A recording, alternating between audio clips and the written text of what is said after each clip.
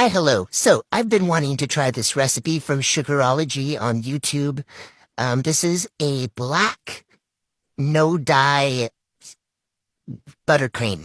Gosh, I don't know why I couldn't get that out. Anyway, so, she made this, and what she found is that you can use black cocoa powder, and if you use an immersion blender, it helps emulsify everything better, so the color is spread more evenly and science stuff. Go watch her video. It's really cool.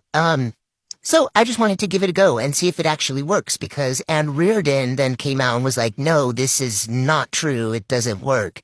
So I had to try it for myself. I'm not sure why I didn't leave out a little sample so I could show you guys instead of trying to do this nonsense. But it's fine, it's fine.